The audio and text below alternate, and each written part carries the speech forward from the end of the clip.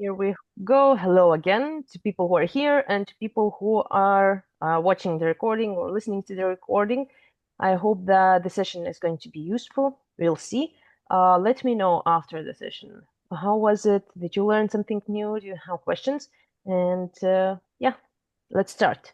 And people who are here today, as I said, you can leave all your questions in the chat section or say them at the end and we'll talk about it.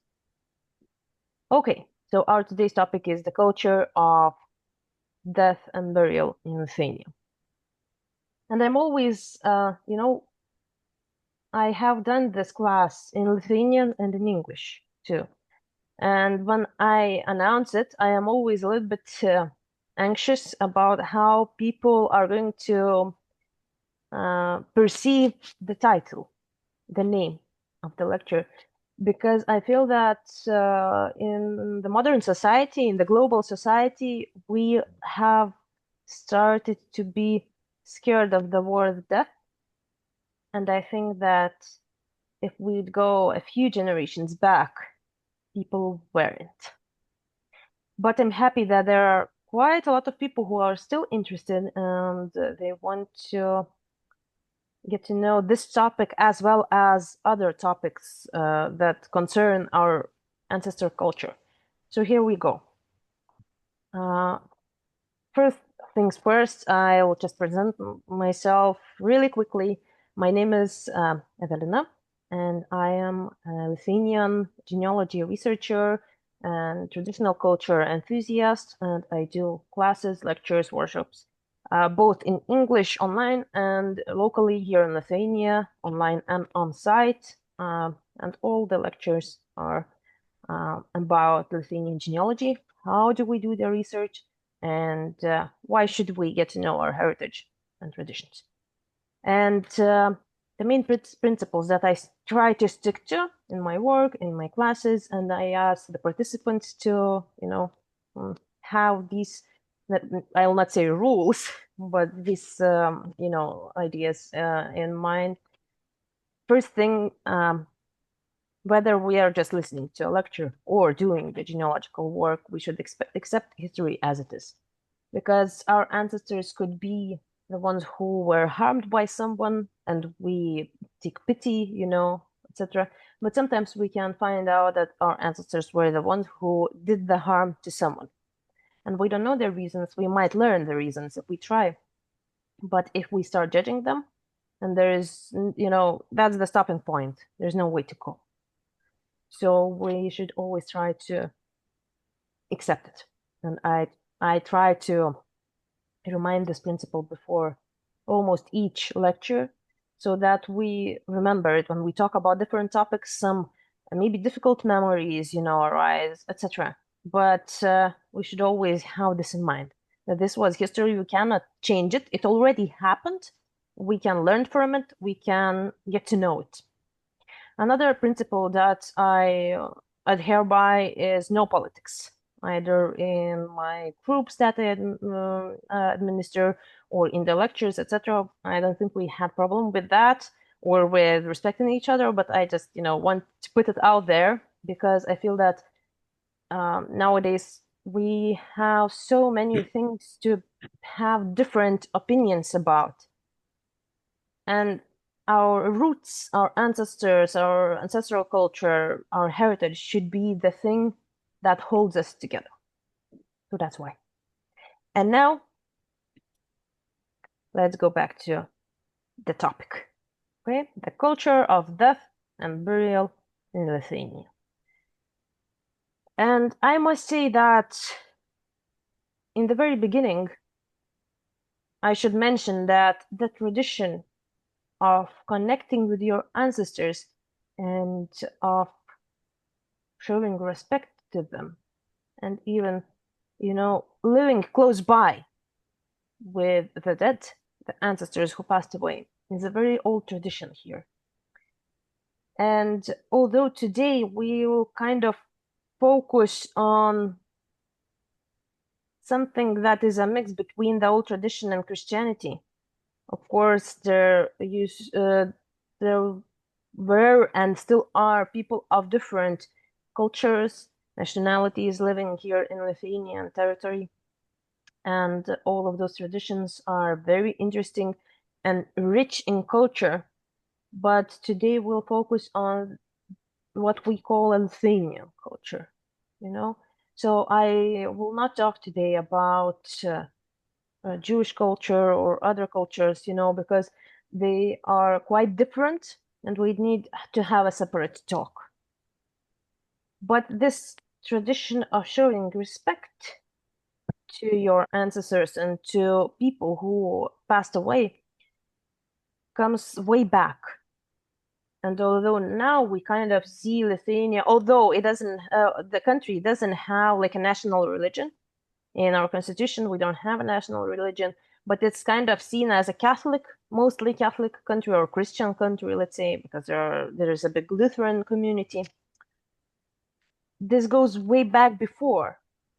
And a lot of what we see now is now presented as a Christian culture thing.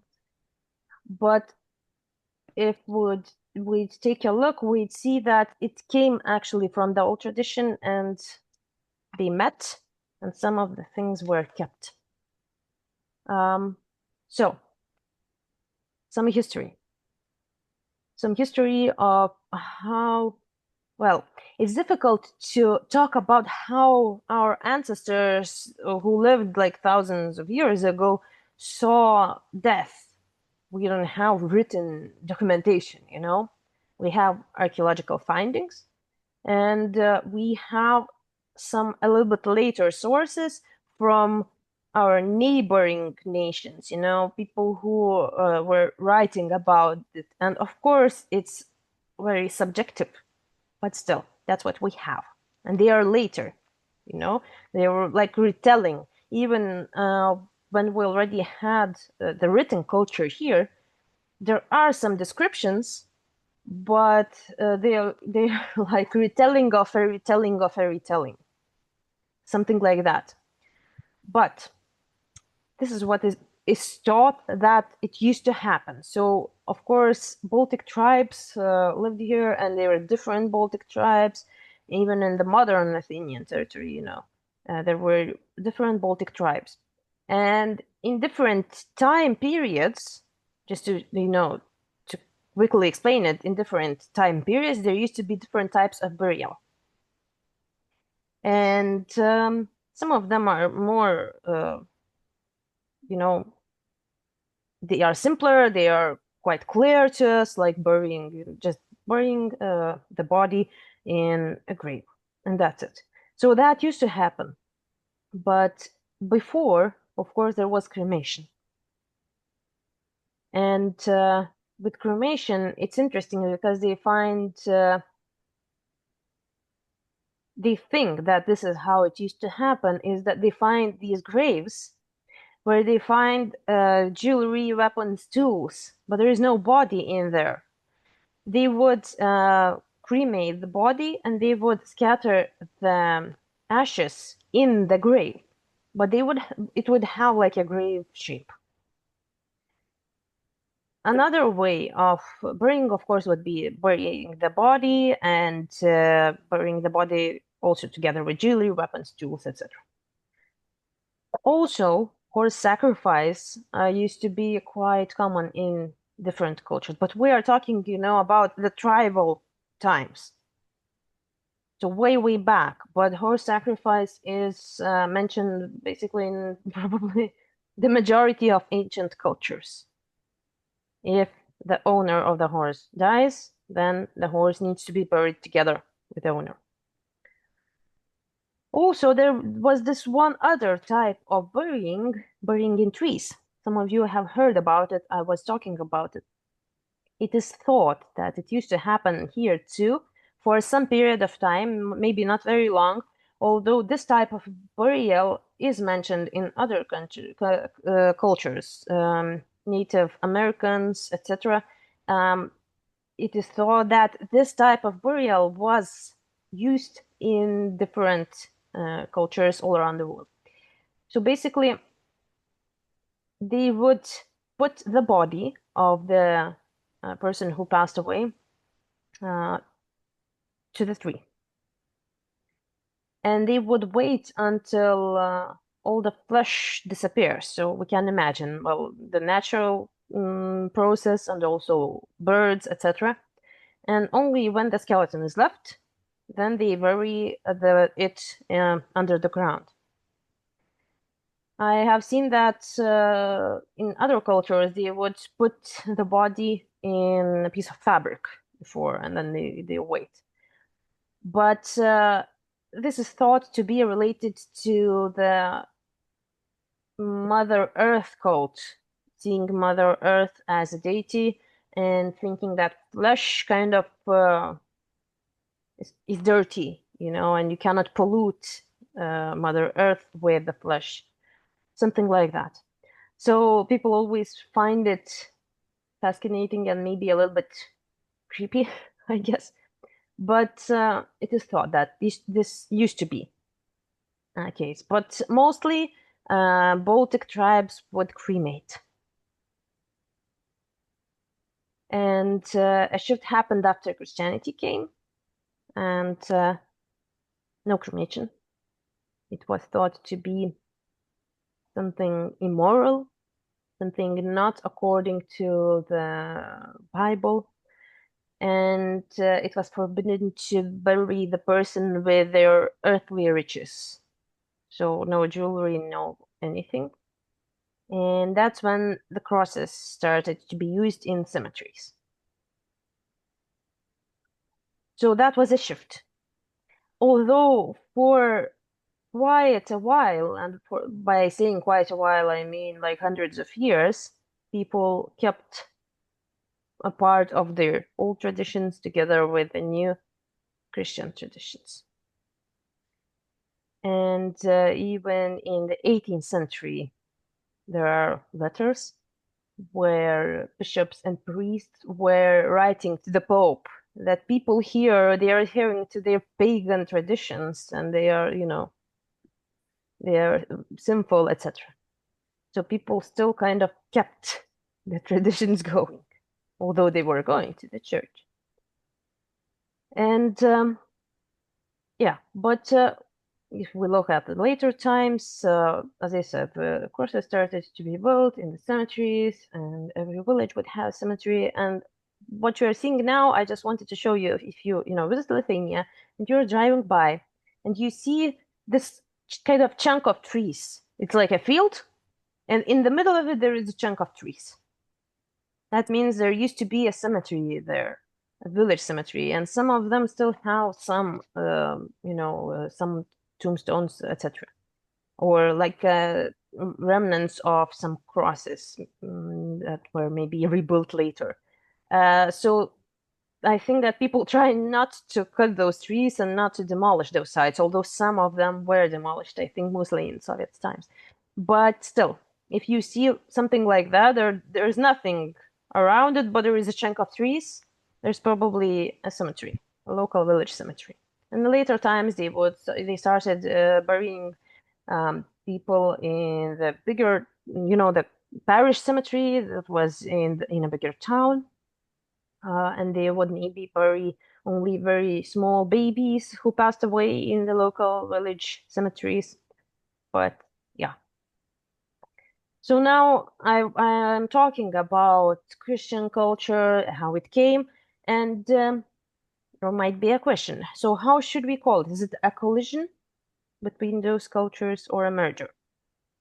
And it's difficult to say, and I'd say both, because definitely it was bad for local people when first, the Crusades, everything. It used to be a crazy time, a lot of fights, bloody fights, all these terrible things that used to happen. But I think that with time, when generations were changing, I'll ask all of you to mute your microphones because sometimes I can hear it like an echo. Yeah, so throughout the time, generations were changing and people kind of just got used to it, that you need to go to the church, But also your mother and father taught you some old traditions. And sometimes you kind of couldn't see a difference. This was just your life tradition. So I think it's both. Although it was, difficult and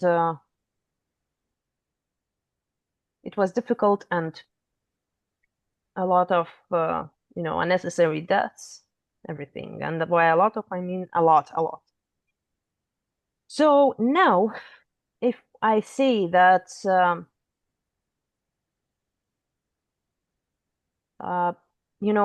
if I say that Lithuanian culture is something where Christianity and the old tradition met, we have something that could be called the sacred culture of the Lithuanian village. Why village? Because it relates to Lithuanian history. If we think about Lithuanian history, the noble class, they always tried to be the more cultured ones. So of course there were periods of pollinization, of having this high culture, but that would mean that a lot of those families would lose their traditions. And peasants were the ones who kept those traditions that we have now, the songs or the folk tales, sayings, crafts, you know, everything was everything that we could put together as Lithuanian culture, Lithuanian heritage, was actually saved by the peasants, if we think about it. And mostly you will see something like this that I'm showing you now, and I'll explain what that is in the villages still. And I promised that the lecture was going to be about death and burial. But actually, it's very interesting that if we take a look at everything that surrounds us, that rituals are kind of a big part of sacred culture, almost the same thing. We could say it like that, because what is sacred to us is, the spiritual world. And the main question that people have is usually what's going to happen after I die. And people kind of knew what to do when they face death. Now we don't know anymore, I think. People kind of knew. And they believed that the souls of our loved ones can visit us, etc. So it's kind of very similar categories: death rituals, death culture, and sacred culture. And everything that we see as the remnants of the sacred culture are also quite a lot related to death. So now I'm just going to show you some signs of the sacred culture. And we'll start with something that is called koplytėlė. And koplytėlė would be translated as a small chapel. And those chapels, they have, so for example, this is kind of on a pole, but like a shorter pole, so I still think of it as a chapel. Here it has words Mary protect us carved into it. Some other examples. So these are bigger and older ones. And what they would have in those little chapels would be the sculptures of the saints. There is a very huge culture of Saint Mary. Still in the Catholic culture, it's very big. And sometimes Lithuania used to be called, and I think sometimes it's still called the land of Saint Mary. And yeah, even in the cemeteries, here we have there is a painting, I think, of Saint Mary and a sculpture of Saint Mary. And yeah, this is just in a tree. So and people believe that those saints, they protect their house, their village, etc. So they would build these little chapels. Now some people still build them, but those are people who are very deep in faith. But it's not like a common process to do it. But if there is an old little chapel somewhere, well, you keep it. It's your heritage. This is something called a chapel pole. You can see they are quite high poles, and they have also these little small chapel things. Also, one of the traditions and one of the symbols of faith and sacred culture would be crosses in homesteads. And you can still see some of them. Also, again, now they are built by people who really believe and who are Catholic, but they used to be almost in every homestead, every village. And now, if you go by a dirt road somewhere, you might see some of those crosses still standing because maybe someone built them next to the place where they lived in their childhood or something, or maybe just there was a cross that was that survived and they just built it next to the road, although they would be in the homesteads before. But you can see some of those. This used to be a village where people lived, and well, a lot of villages were destroyed in Soviet times, where the government they moved the families to some bigger towns or bigger villages and used this land for agriculture. So they were forced out, kind of. They received some land elsewhere, but still they lost their home, their childhood homes, and that's why a lot of families they don't live at their ancestral land on their ancestral land anymore. Yeah.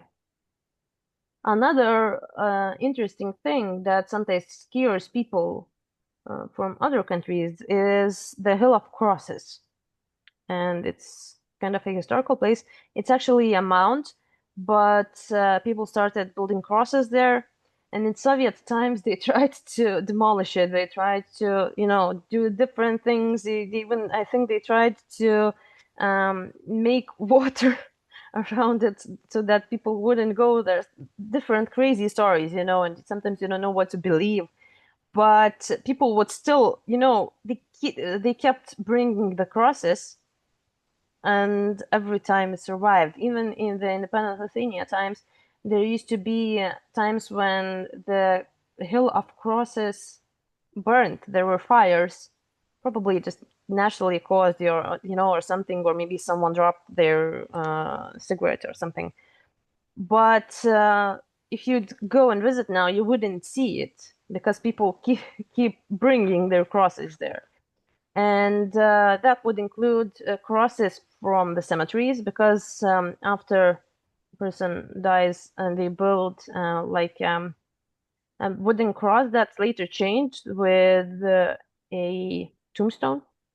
So they bring those crosses, or when people are asking God for curing their disease or something, they also bring little crosses there and hang them there, or they leave their rosaries, different things. So it's kind of a whole culture surrounding this specific place. It's near Shole. And when people see it, they think it's creepy. And for Lithuanians, it is the symbol of their faith and of their heritage. And there are some smaller places, very, very much smaller, but they also have some crosses, and you might see some of those little mounds, or just a place where you can see like a round of crosses.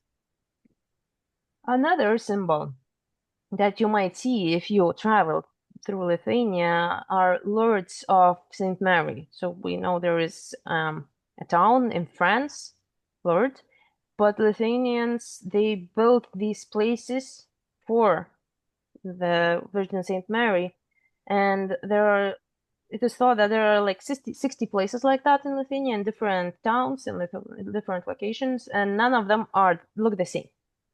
They are all different. In some places it's like this stone wall, with the sculpture, etc.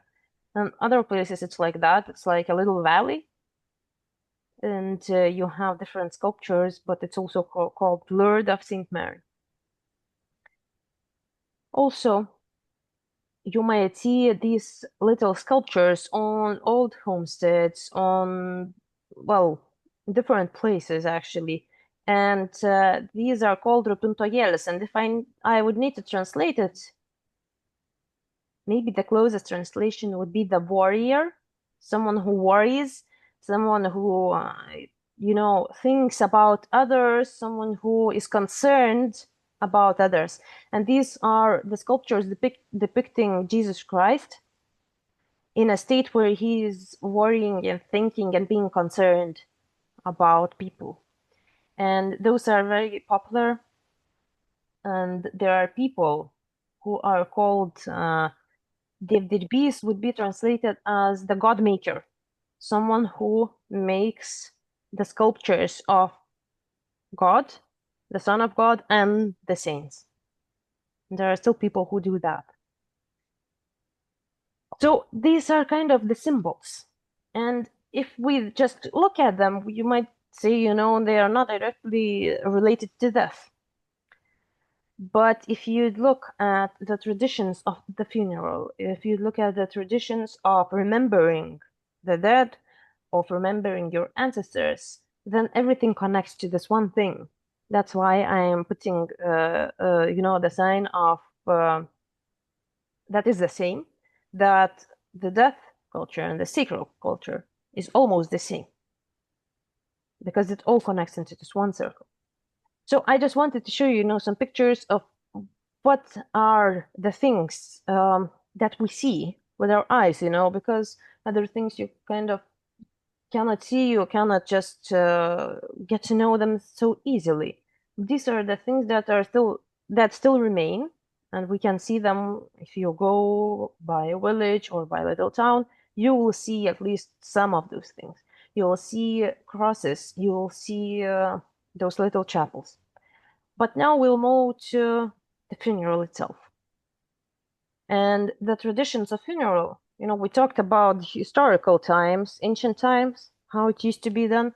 And now we'll talk about more like 19th, 20th century thing. How the funeral used to happen and how it would bring the whole community together. So, first things, we are also mostly talking about village culture, because in towns, new things and modern things would come quicker. But I must say that for the longest of time, even until the end of 20th century, and by then I mean 90s, the vigil would be held at home. In the towns, in cities, they already had funeral homes, specific funeral homes, I think in the 90s. But in the villages, in smaller towns, they would mostly still do it at home. And if a person passed away, it would be announced to the neighbors. And it was an unheard thing to refuse to help. So if your neighbor, your relative, your friend asks you, could you slaughter a pig for this funeral? Or could you prepare the clothes? Or could you do this and that? You just help free of charge, and you couldn't refuse. It was just not a thing in Lithuanian mind. If you think more about this culture, you'd see that they would work together too. They would work one field of this one neighbor, then they would move to another field, so they would work together in a village. And most of them were somehow related, so, the deceased would be put in a room that was prepared before. So they would cover, at least in Žemeikytė, they did that, but I think that they did that in other places too. I don't think this was completely mandatory, but they would cover the walls of that room with these blankets that you see a few examples on the screen now. They are hand woven blankets that in other colors they used to be used in everyday life to cover sofas and beds and etc. And the darker colored ones, they had like specific sets, or they knew someone in the village who has some of these blankets, and they would ask them to borrow them, and they would cover all the walls. They would hang those on the walls. Also, all the mirrors in the house needed to be covered. And I thought maybe it's just us, but I saw this Latvian movie that included a lot of traditional details, and there was a funeral happening, and they did the same thing. They covered the mirror.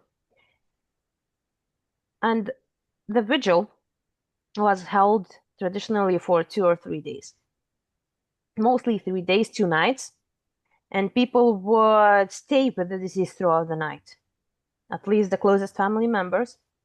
And other people would just come, they would spend some time, they would pray, they would sing, and then, the whole funeral process. So it was a long period.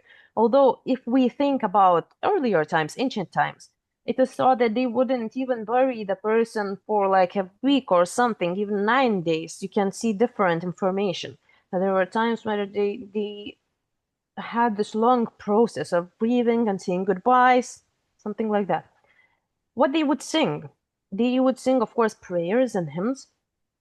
In Žemeikytė, the region of Žemeikytė, there is this specific set of hymns called Žemaičių Kalvarijos kalnai. Žemaičių Kalvarija is a town, and basically it means that Žemaikytė and Kalvarija hills, and hills are something like the stations of the Passion of Jesus Christ. And Žemaičių Kalvarija is a place where they hold these festivals to this day each summer, and people come together for these huge masses and holy masses, and they pray and they go through these hills that have these stations, and there are more than in a typical sequence. And there is this set of hymns that needs to be sung in the vigil.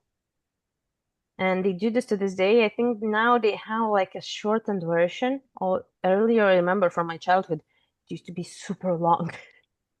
In other regions, they sing rosary. That's the typical thing. And as I mentioned, it was usually at home. Now, I think that the funeral directors, they say that sometimes they receive like an order of doing the funeral at home maybe once a month or once in 2 months. It's very rare, and it's becoming more and more rare. And now people use funeral homes, specific halls. They don't want to associate death with their home. And of course, there used to be a funeral procession. What do I mean is that they would have a procession from the house to the church. Then they would bring the casket to the church. And then they would take the casket after the mass from the church and then have a funeral procession to the cemetery. And usually they would bring the casket on a horse wagon or later on a vehicle. And they used to be decorated with trees, usually birch trees and in autumn and winter with fir trees, small ones. And all the people would just go behind it on foot. And it doesn't matter how far the cemetery is. In later times, of course, if it was further away, some kilometers away, then people would drive their cars also behind this vehicle. And now it is similar. The first car that goes is the car that with the casket, and then you need to drive back. You need to be at So the first car, okay, sorry. The first car needs to be with the casket, and then then the family members drive at the back, and then all the other participants of the funeral. And you might see this, that if there is a funeral procession driving now with the cars, you might see that they have like their stoplights on,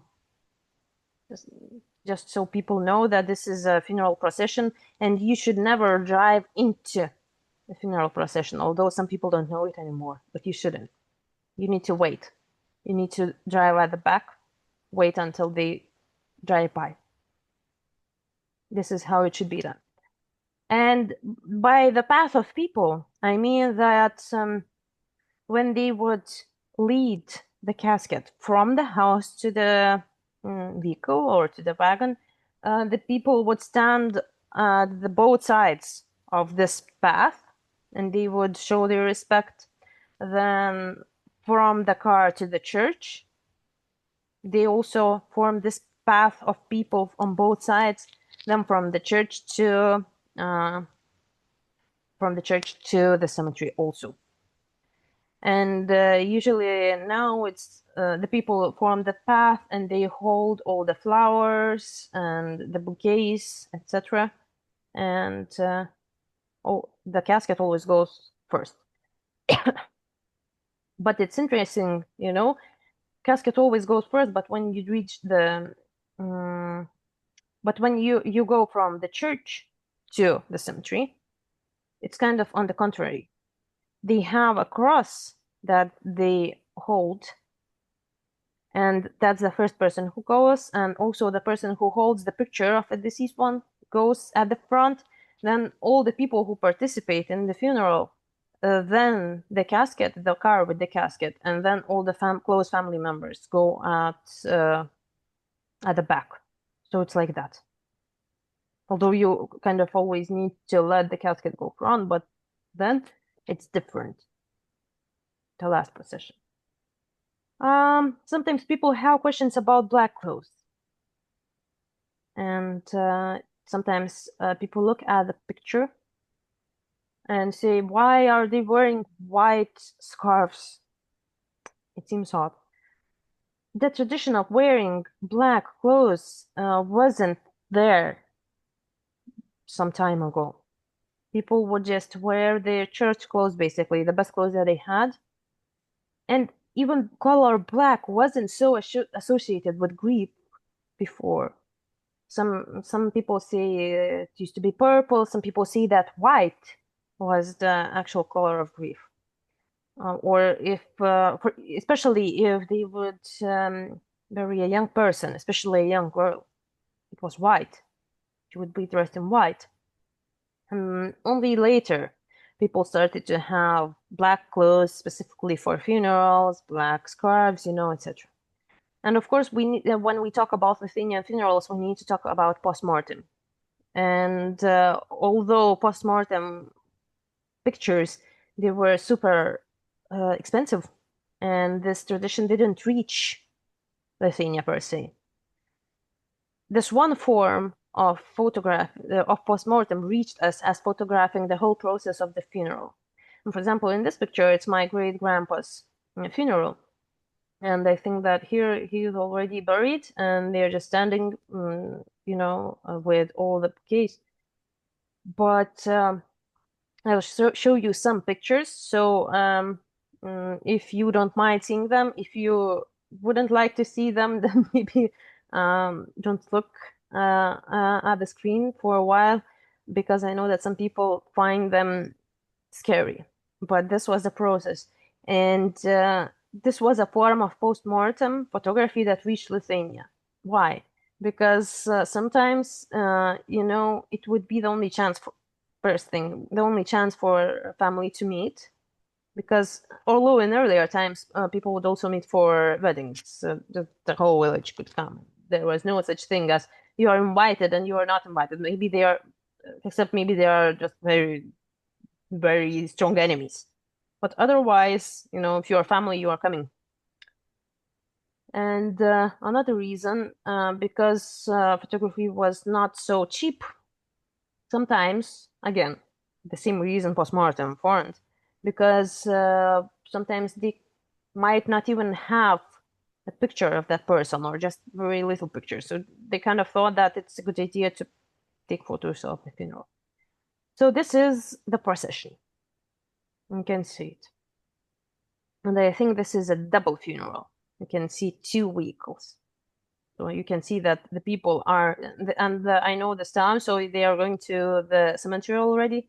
And at the front, the people who are holding the bouquets, then the casket, and then the close family members. So that would be spouses, parents, brothers and sisters, and children. Now, for example, this is my great-great-grandma's funeral, and this was very typical to take pictures in front of an open casket. And you can see the flags and these sun-like things. They were typical in a funeral procession, although mostly they were flags. Flags could be with a depiction of saints or just crosses. And there are different flags actually in Lithuania, in the church. They have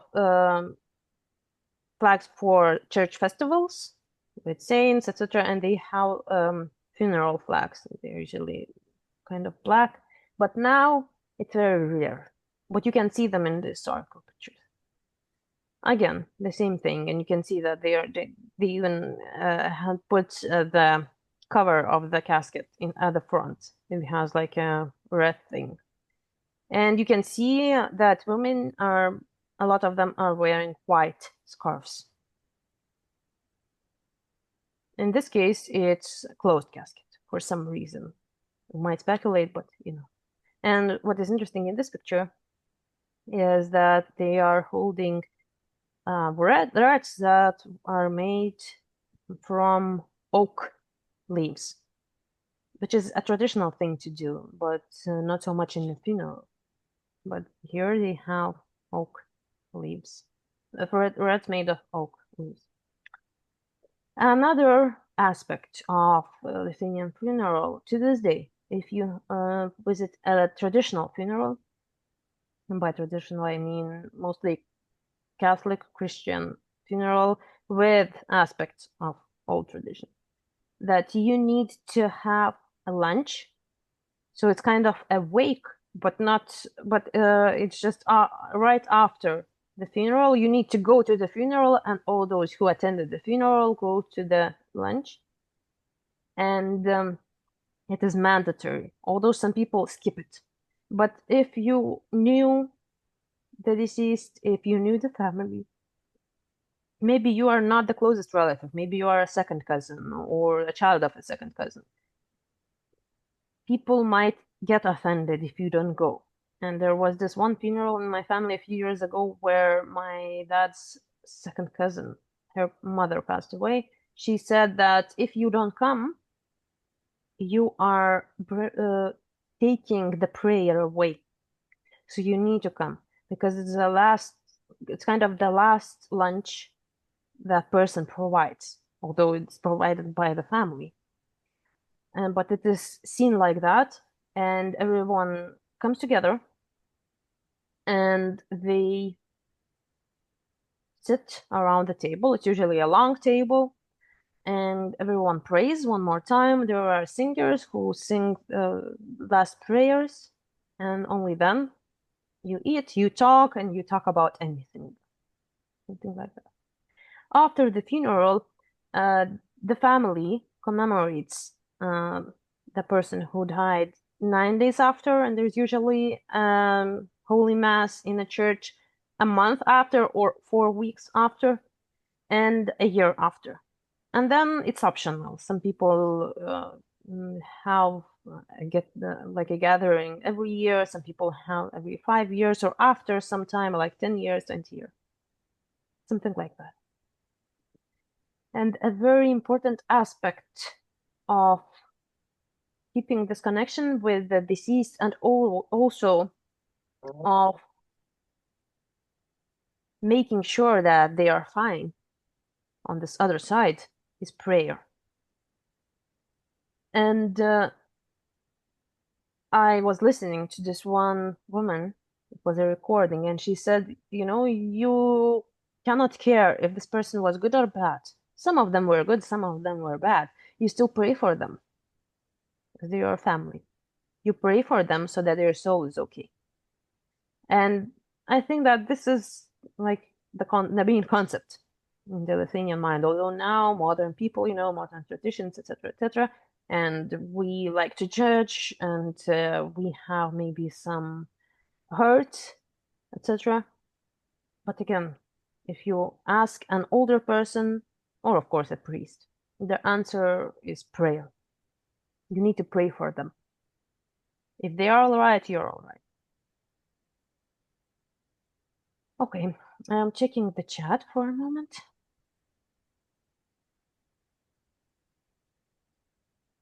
Oh, thank you. Yeah, sometimes I forget the pronunciation of some words. Wreath, that's better. Okay. So now let's move to the cemetery. And as I showed you, there used to be those local village cemeteries and these little villages. But if we think about the cemetery that we see now, I just want to show you some pictures. So first, if you visit an old cemetery, and by old I mean older than 30, 40 years, because there were a lot of cemeteries that started in like 80s, 90s, and they are a little bit different. Although some of them still have chapels. So very often you will see a chapel. It will maybe not be directly in the middle. It was thought to be in the middle, but then the cemetery expanded. But you will see something like that. Very often it's a wooden chapel. Sometimes it's stone, but usually wooden. Also, in the old cemeteries, you will see a stone wall. I cannot say it's a fence, stone wall around the cemetery. And I mentioned that they have these crosses that they put there before building the tombstone. But in this case, they didn't change it. Maybe there weren't any family to do it or something. But this is something like how it looks like, just a simple wooden cross. And if you go again through an old cemetery, so now I'm just going to show you a series of pictures. I was just walking around the cemetery and taking pictures of some examples. So these are metal crosses, which are actually traditional, and they are considered protected by law as heritage symbols, heritage objects. And you might see different kinds of them. And they are taking care of it. For example, this is probably made of cement or something similar, but they are also old. But the ones that are protected are actually metal ones. And you see they have these patterns, everything. They have flowers on them, different things. This is how it looked like before restoring, and then someone restored it. Not family members, but there was a project going on, and that's how they are protected.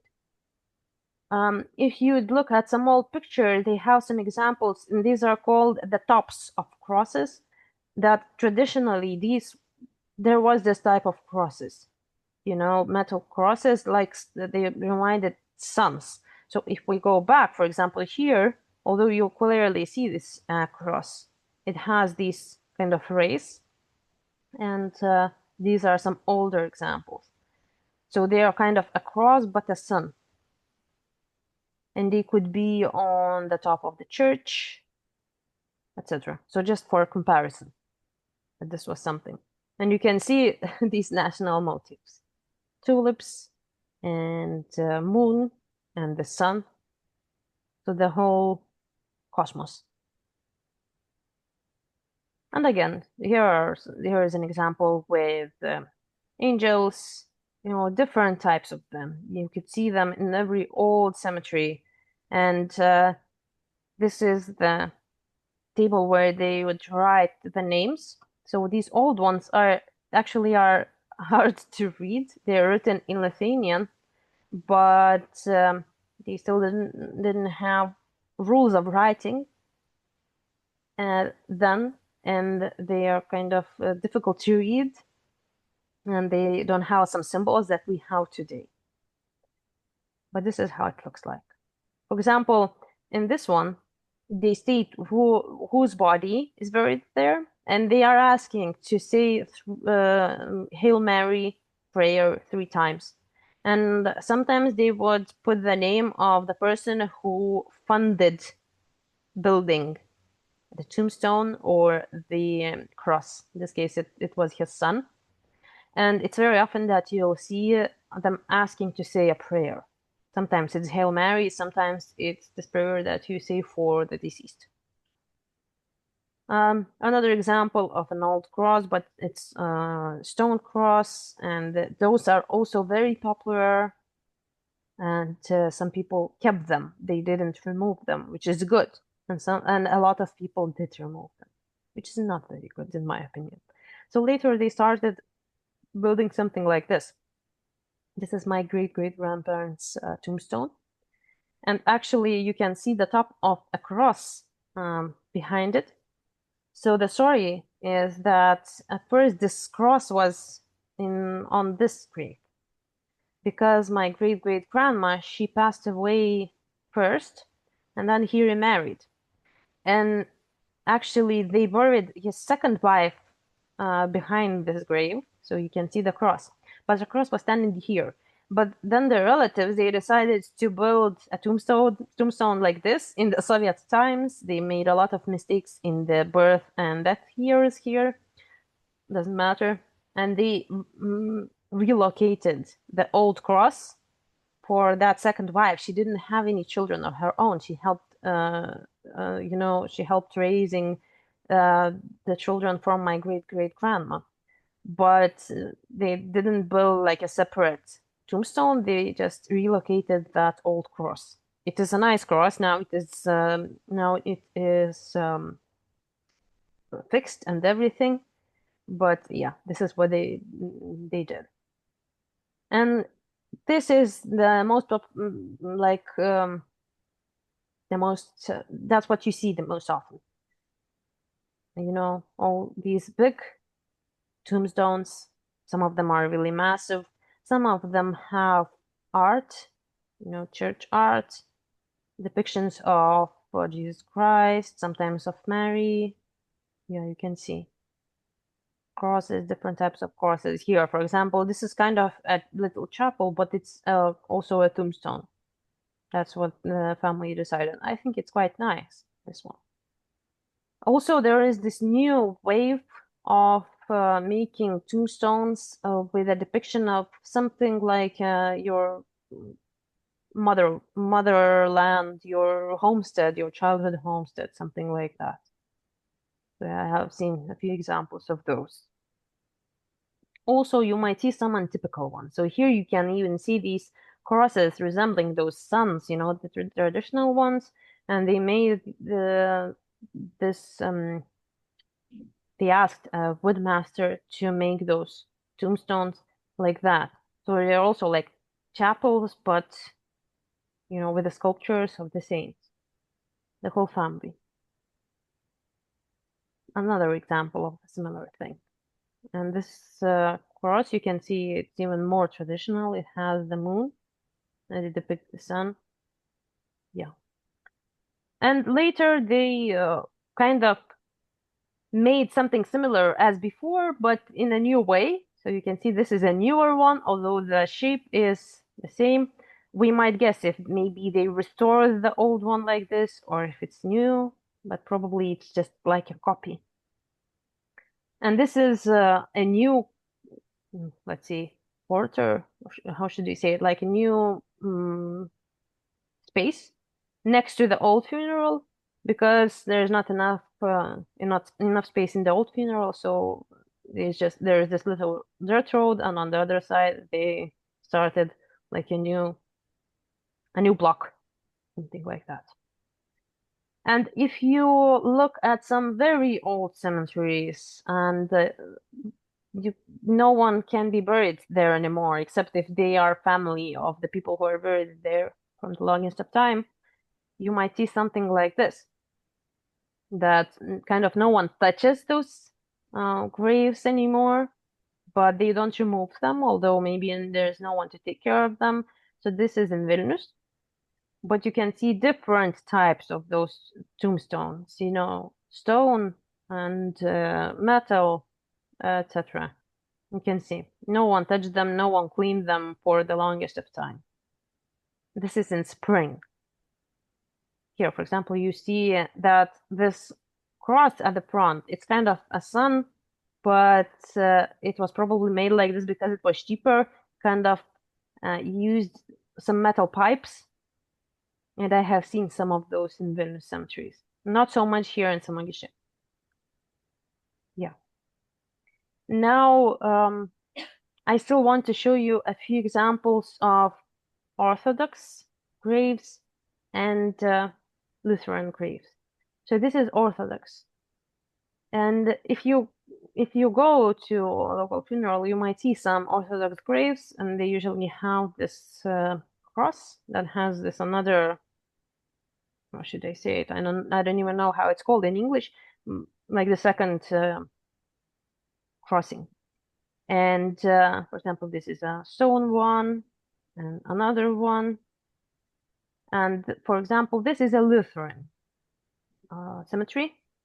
Nowadays, they kind of don't have separate Catholic and Lutheran cemeteries anymore. If it's an old Catholic cemetery, they usually have like another corner dedicated to Orthodox people, like here. You can see it's behind the wall, but it's next to the cemetery, and just because there were some Orthodox people living there. In this case, this is an old Lutheran cemetery, so it's a separate one. And I think that only family members can be buried there too, and no new burials, So now, typically, if you need a new burial, you would just use, like, there are these civil cemeteries, they're called like that, for civilians, any people, and they can have their own symbols, religious symbols on the tombstones, etc. It doesn't matter. But in older times, they had separate cemeteries for Lutheran people. And if a person passes away now, they can be buried if, for example, their parents are buried there. So this is how it looks like. This is something that is called krikštas, although this was made later, and this is just saying that this is kind of an exhibition of old crosses that were found in the collective farm in the Soviet times. So that means that they destroyed some cemetery, sadly, and they put those crosses somewhere, and someone found them, and they put them here in the Lutheran cemetery. But these are some actual krikštas, and krikštas is kind of let's say Lithuania Minor thing. They would have these wooden, we cannot say it's a tombstone, but we also cannot say it's a cross. It's a specific type of tombstone. It's wooden in different shapes. And these are newer ones, but you can find pictures of these older ones. They are traditional for this area, for Lithuania Minor. This is also quite typical for Lutheran cemeteries, older graves. These heavy metal crosses, but especially these heavy ones, they're like from one piece, not patterned, not anything, but just one piece. Something like that. And this is a newer one. I think it's an old burial, but they kind of restored it, and then again it got it has a crack now, but that's I think it's a grave of a little baby, but someone renewed the table. So I wanted to show you some actual, views of how it looks like now, and what remains and what is new. And now I'll show you some modern tendencies. So one of the modern tendencies is I was talking about those crosses in the homesteads, remember? So now you might see that this modern culture and all this quick, fast, modern lifestyle, it kind of meets this old tradition. And here you can see a cross that was built next to a road, next to a round crossing. Although there is, no cemetery there or anything. It's like um, let's say it's an area where they do business and etc. It's like it's a road where a lot of trucks go by, but they have built it. If we talk about cemeteries, one of the tendencies is covering the graves with tiles, although it is not traditionally done in Lithuania. There was this period of putting gravel, as you see here at the back. And then now the tendency is to either put the tiles or these huge, how should we call them? I don't know, these huge tiles. Let's say it like that. Um, traditionally, a Lithuanian grave would look something like this. Although here they put some plastic flowers because people think they will last long. Some people don't know about the, environmental impact. They just use those because they feel that they can use it for like 4 or 5 years. But typically, you would just have some little plants, maybe some flowers, but they wouldn't be like a whole garden. Uh, this is also something typical that you can see now, although some people really make a garden on the grave. Again, some plastic flowers. And here. Now, if you go to especially the newer cemeteries, where there, people who were buried in the last 10 years, that means that their children are probably like in a category of 40-year-olds.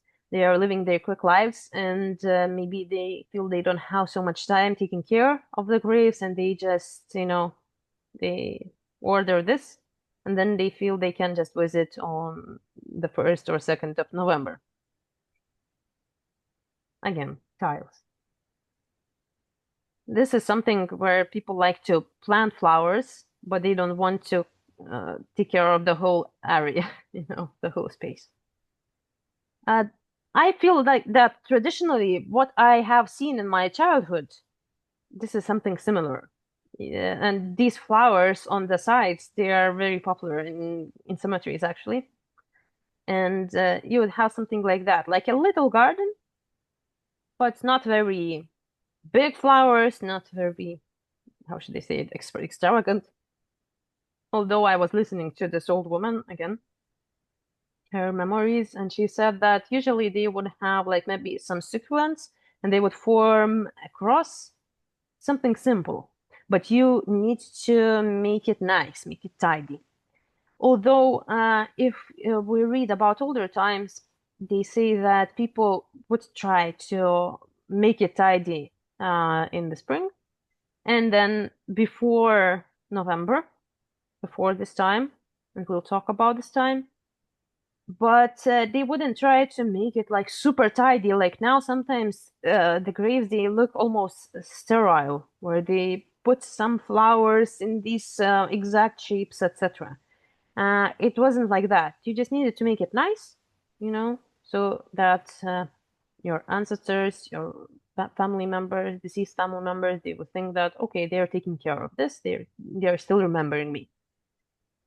Some things to know would be first that death records can only tell the cemetery name, not the exact place of burial. There used to be, and there are cemetery registries, these books, where they would write next to who was the person buried, but it's very hard to reach them, and not a lot of them survived, I think. And even if they did, they don't like to show those to people. Death records can be found online, but only if we think about the beginning of the 19th century and back. because later ones they can be accessed either in the church or in the eldership. It's this administrative unit, and they have an office, and they have those books. And you can see this little arrow showing to this one tombstone. So just one of the modern tendencies is when the family decides to renew the tombstone. This is a very bad new custom. They don't include all the names from the old tombstone. They only include the family name, and then there is no way of knowing who is actually buried there because there is no information on the stone. And when they were doing, and they're still doing, the work of digitizing the cemeteries, they're mostly doing it by looking at the tombstones. And if the names are not there, then it's not going to be on the online system because only the new burials are immediately put into the system from the documents. But earlier burials, no, from the tombstones. Now they are saying they are trying to access all those books that survived and maybe put some additional information. But the most common way of doing it is looking at the stones. And this is my great-great-grandparents' grave. And I didn't know about it, although I was seeing it when I was going by, but my dad's second cousin knew it, and she told me. So if she wouldn't have told me, I wouldn't know, my dad wouldn't know.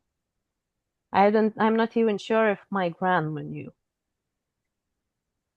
So I guess that although it's related to the fact that they're like, no one needs to know, the families, they think that, and maybe that it's not that important anymore. I feel that if we have the tradition that stayed in our, country here, and we are taking care of those graves, then maybe we should try to keep as much history as possible. So, and sometimes you might not be able to find the grave, but that just might mean that the grave only has a family name, a surname. And for those who maybe haven't heard about it, there is this system, digitized system, and the most of the cemeteries are here, but they are still working on it, and they are hired by municipalities, and Lithuania had 60 municipalities, so 60 they are like bigger administrative units, and someone was very surprised when they said there are 10 counties in Lithuania, and Lithuania is so small. So yeah, we have 10 counties, we have 60 municipalities. That's how it's done. And some municipalities, they don't hire this company, they have their own registers. For example, Vilnius City. And there are other ones who have their own. I will send you the links that I have after the lecture, and you can access them and see. Okay, let's check the chat. If you maybe have any questions about all this. Can you explain what AA means on a tombstone? In Lithuanian, it's amžina atilsį. How should I translate that? It's like wishing the person who is buried there to rest forever. So kind of to be calm, and that they are just resting, they don't have any more worries, etc. Something like that.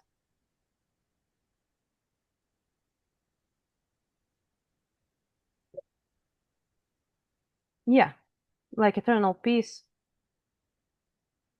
Yeah, it's like rest in peace. But that direct translation would be a little bit different, but I cannot think of an exact translation. But all of these, yeah, they explain it well. Like the purpose of it is the same as rest in peace. Now about cremation, it is getting more popular. The priests, some of them are against it, And some of them are just saying, you can do it, but you should bury the urn underground because it's not a good idea to scatter the ashes. The body needs a resting place, different philosophies, but it's getting more and more popular. And they have these, we call them, I think, columbariums. I am not sure if it's called the same in your countries. So not only underground, but they are like these sections of boxes where the urns can be put. Yeah, in some cemeteries. Okay, so if you have any more questions, you can write them, but now I will continue, and I want to talk about Vėlinės and Ilges, which would be All Souls Day, and Ilges is the old name for it. And it was, since the oldest of times, it has been the time of remembering ancestors. And nowadays, we have November 1st and 2nd. November 1st, according to the church calendar, is called All Saints Day, and November 2nd is called All Souls Day. So you visit cemeteries usually. Catholic people, they attend church, but as majority of Catholic community is kind of secular, and people are not so much attending the church. They usually just go visit the cemeteries and they visit their relatives. If we think about earlier times, it was always the period of connecting with the ancestors, and it used to last in the ancient times since the end of harvest till the Christmas Eve. Even when Christianity came, they would still have it, like this whole period, the whole October. Although after that, they knew that there was November 1st and 2nd. It was still the time of connecting, of remembering, And some of the traditions include leaving food on the graves. Now we don't do that anymore. But there used to be a tradition of leaving food on the grave, and it was thought that one version that birds might come and they would send good wishes to those who passed away. Another would be that maybe there's going to be someone who needs to eat, and when they eat, they will eat for the deceased one. So that's good for the person who doesn't have anything to eat, and also for the deceased. That's one explanation I have found. Well, we can just guess. Now, this picture that you see now, this is an Orthodox grave, actually. And this is what they do. They leave pieces of bread in on some graves. Although the typical thing to do, Orthodox people have this another tradition. They leave bread and they leave different things, even some vodka, you might see that. But there is this one custom of leaving these pieces of bread for the birds, because it is believed that birds are those who can connect with the ancestors. Again, the same motive, but they still do that. It was the first time I was seeing it because most of the graves in that cemetery are Catholic graves or Lutheran graves, but this was apparently an Orthodox grave. So this is for the birds. But it used to be like that. And yeah, and it was kind of forbidden with the Christianity. And people would also have a feast for the well-being of the dead, and they would have those either somewhere next to the cemeteries or in forests. And this is where I was listening to an ethnologist, and she said that the Pope received letters about that local people here in Lithuania, they are, having these feasts. Like they are acting in this pagan, morbid way. But people thought that it's a good idea to have a feast. Later, of course, it moved to their homes. They would still have food, etc. And even now, people get together with their relatives and they eat. And and this is a depiction of how it's thought to happen in the forests, that they would have food, etc., and they would talk and they would have rituals. But on All Souls Day and on Christmas Eve, now, especially on Christmas Eve, some people do that. You have like a separate chair that is empty, and you put a plate, etc. And also, so that's for ancestors. And also, you leave all the food on the table throughout the night. Well, that's if you don't have a cat. But that's how it should be done. And it used to be done on All Souls Day too. And of course, again, Christian times, a lot of those things were forbidden, and some of these traditions, they didn't survive. And now I'm showing you a very blurry picture, but it is a stop picture from this short video. It was on the news some years ago, and I have taken it from the National Television Archive. There is this one village. Actually, there are a few of those villages in Dzūkija region where they still do this. There used to be this tradition of lighting a bonfire in the cemetery. So that means that the local people, they come together, they light a fire, they talk, they sing, they pray, and they talk about all the matters of the village. They remember their loved ones who passed away, their family members, And, well, it didn't survive in a lot of places. They still acknowledges they still capture this tradition in some villages, but now they don't do it anymore. There are a few villages in Dzūkija, especially this one. It's called Margioni. And of course, mostly the old generation, they take care of it. But they see that their children and grandchildren, wherever they live, they come together. Because this is a very important tradition to them. And the people, they are saying, this is more important to us than Christmas and Easter. And it wasn't like a celebration. They call it a celebration and a festival. And they are not like, they don't gather together to cry. They said it was always a joyful occasion. You would go and take care of the graves and you would get together with all the people, and now the children, they come together. But it's interesting because they do it for 8 days in that specific village. I think the other two, if they're still doing it, they are doing it for just one day. And these people are doing it for 8 days. And they said that in earlier times, they did that for the whole November. So every day. And they come together, they light the fire, they sing rosary, and then they just talk.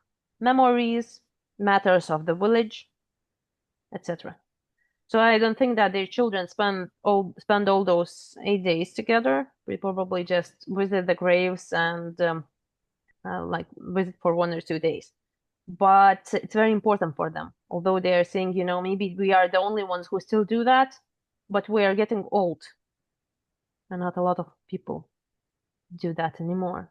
So sadly, I think that it might not survive 5 or 10 years and it might be gone. But this was the old way of doing it. People wouldn't just light candles on each of the graves. Although now they also light the candles.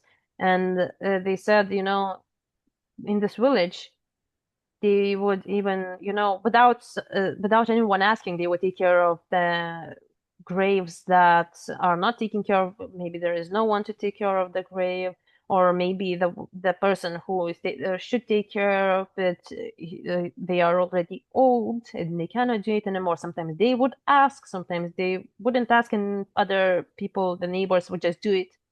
And they are throughout these 8 days, they're just going and tidying all the graves, taking care of them, everything.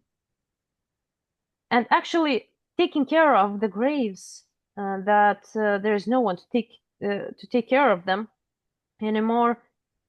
It was the old way. I remember my grandma. She used to do it. She knew there was this grave of a baby and no one would take care of it. It was next to my grandpa's grave, and she would just always,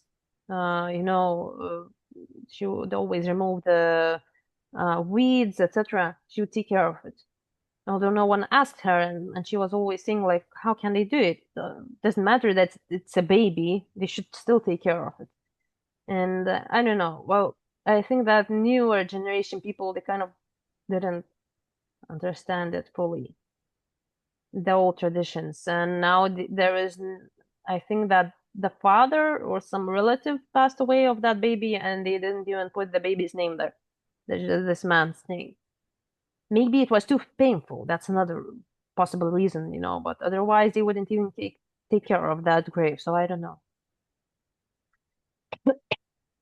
Sorry. Yeah.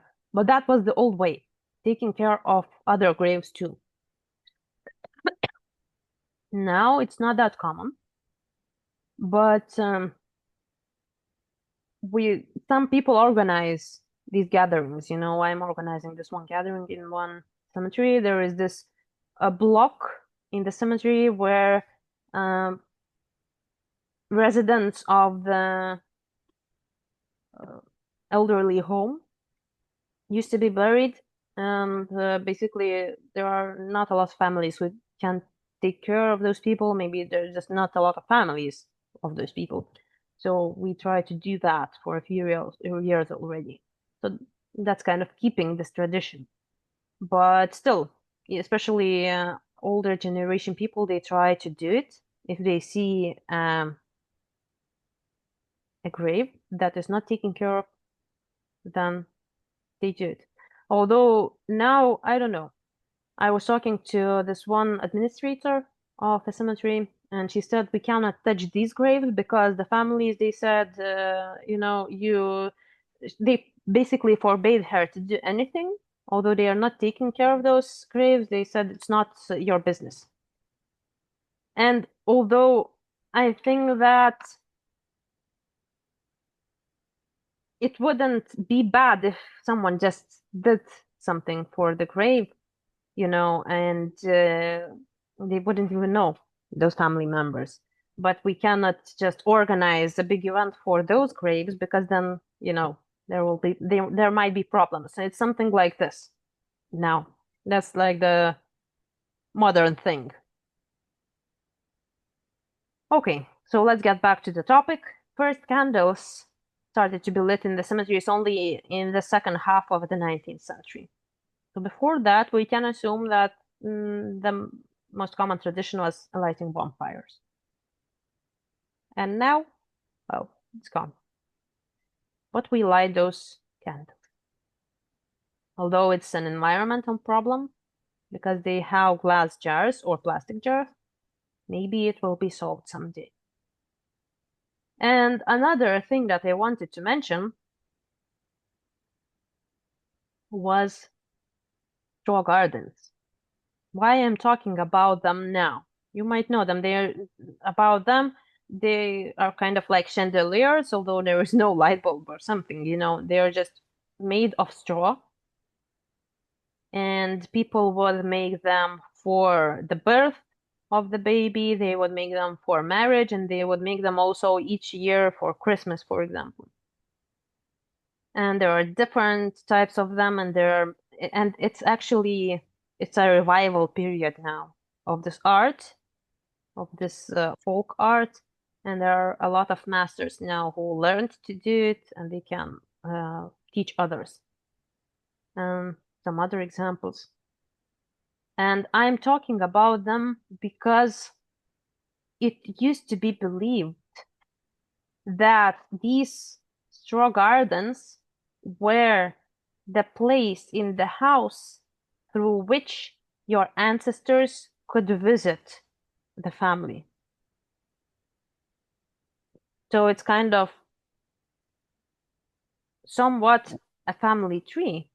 And we might see some resemblance, the connections, all the branches. And it's called a garden, but actually it's like a symbol of a family tree and a tree of life. And this was believed to be a place through which your ancestors can come. And actually, if we think about the saying that ancestors can visit you, and also I was listening to these older people, and those recordings were quite a lot older, so probably these people are not there anymore. They were saying how they actually believe that their family members can come and visit them. And it reminded me of the Mexican Dia de los Muertos, where it's still widely believed that your ancestors come and visit you. Here in Lithuania, we kind of lost it. Mostly, we have the symbolism, lighting the candles, visiting the graves, but not a lot of people actually believe that this is the day when your ancestors can visit you.